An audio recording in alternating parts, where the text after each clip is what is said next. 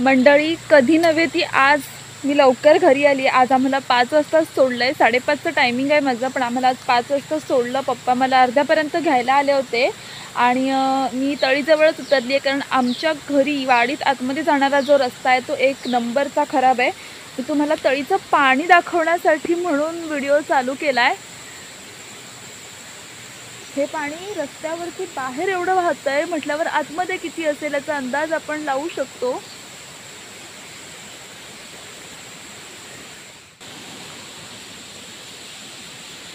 ते जे समोर आहे ना तिथे ती जागा आणि तिथे वरती उपलाडं झालेत आणि त्या उपलाडांचं हे पाणी आहे आणि हे पाणी इकडून तळीतून बाहेर येतं आहे. ही छोटी तळी आहे ती पण भरली आहे. तो तिथे बुडबुडा येताना दिसतोय समोर, तर तो पण एक उपलाडच आहे. हे बघा इथे पण एक उपलाड आहे, हे समोर हे उपलाडच आहे. ही सगळी उपलाडाची जागा आहे, पण मे महिन्यात इथे डोळ्याला लावायला पण पाणी नसतं म्हणतात, तशी गत आहे. तर इथे आतमध्ये तळीचं पाणी पण आहे. मी तुम्हाला लांबूनच दाखवते.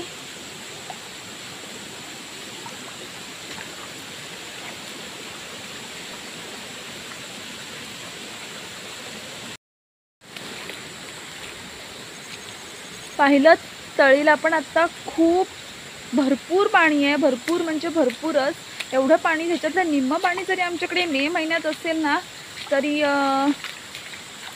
खूप सगळ्यांचे कष्ट, मेहनत आणि वेळ पण वाचेल. आता मी घरीच आली आहे.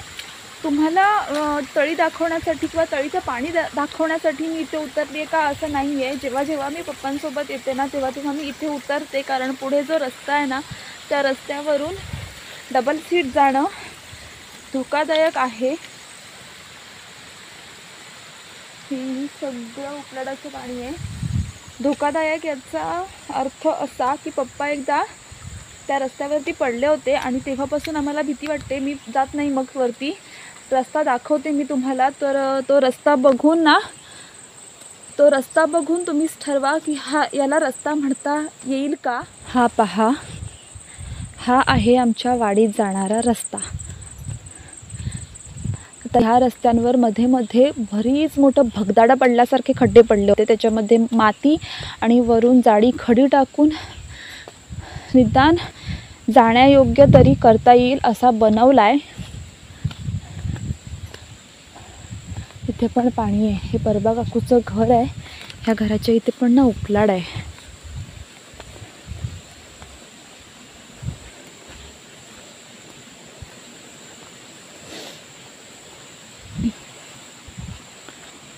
हे बघा, हा समोर दिसतोय तो पर्या वगैरे नाही आहेत, ते एक उपलाड आहे. उपलाड हा आहे आमच्या वाडीत जाणारा रस्ता, ज्याच्यावरची मोठी खडीसुद्धा अजून शिल्लक राहिलेली नाही आहे. एवढी वाईट अवस्था आहे आणि ह्या रस्त्यांवर गाड्या चालवायला भीती वाटते. आणि हेच एक कारण आहे की माझ्या घरचे गाडी देत नाहीत, ती अलाउड करत नाहीत. हे बघा, ही अवस्था आहे आमच्या वाडीतल्या रस्त्याची. रस्ताच शिल्लक नाही आहे.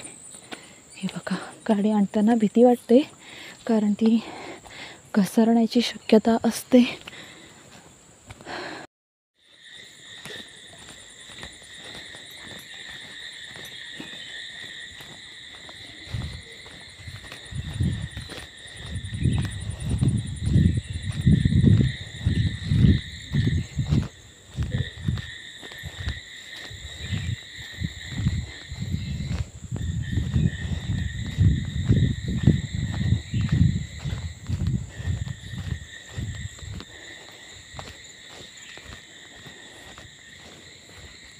हा बघा, आत्ताची जी ही 1 मिनिटाची क्लिप तुम्ही पाहताय, हा रस्ता माझ्या घराकडे जातो. आणि इथे बघा, ह्या एवढ्या मोठ्या मोठ्या दगडीवरती आल्या आहेत की वेदू आमचा जेव्हा इथून गाडी आणतो ना, वा धगधग धगधग काळीच उडून आत्ता बाहेर येऊन हातात येईल की काय अशी अवस्था. कारण जर गाडी स्लिप झाली, जर गाडीचा चाक या दगडाच्या बाहेर गेलं तर काय ह्याचा अंदाज येऊ शकतो.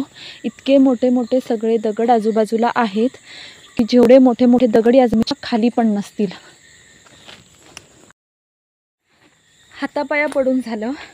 लिटरली सगळ्यांनी त्यांच्या चपलांचे कितीतरी जोड झिजवले असतील, पण आमच्या वाडीत रस्ता होत नाही आहे. आता याचं खरं कारण काय आहे ते मला नाही माहिती. गावकरी चुकीच्या माणसांना मतं देत आहेत की मतं घेऊनही माणसं आपल्या इमानाशी बेईमानी करतायत, याचं उत्तर माझ्याकडे नाही आहे. पण राजकारण करताना थोडा तरी याचा विचार करा की उद्या जनतेनं तुम्हाला मतच दिली नाहीत तर तुम्ही त्या राजकारणाच्या खुर्चीवर, त्या मंत्रिपदाच्या खुर्चीवर, आमदारकीच्या, खासदारकीच्या, सरपंचाच्या खुर्चीवर तरी बसण्याच्या योग्यतेचे राहाल का? समजा जर गावाने ठरवलं की मतदानच करायचे नाही, समजा नोटा जिंकून आलं, देन व्हॉट? काय करणार आहात? ह्या रस्त्यांमुळे आत्तापर्यंत कितीतरी जणांचे जीव जाता जाता राहिलेत. एखादी प्रेग्नंट लेडी असेल तर तिला ह्या रस्त्याने घेऊन जाऊ शकत नाही, कारण तिच्यासोबत तिच्या पोटातल्या बाळाच्या जीवालासुद्धा धोका असतो. म्हातारी कोतारी माणसं जर आजारी असतील तर डॉक्टरकडे नेईपर्यंत उरलेली हाडंसुद्धा खिळखिळी होतील. म्हातारी कोतारी माणसं, प्रेग्नंट लेडीज कशाला, सामान्य जनतासुद्धा या रस्त्याने गाडीवर बसून जाताना घाबरते, कारण या रस्त्याची अवस्थाच तितकी वाईट आहे. ह्याच्यापुढे मतदान करताना मी तरी विचार करून करेन, माझा हक्क आहे, माझं कर्तव्य आहे, सगळं गेलं उडात, इतकी वर्ष हक्क आणि कर्तव्य सगळं बजावलं, पण आत्ता नाही. आत्ता विचार करणार, मतदान करण्याआधी विचार करणार. आणि फक्त मीच नाही तर तुम्ही पण विचार करा. आम्ही मतदान नाही केलं ना तर कुणीच विचारणार नाही आहे. Bye bye.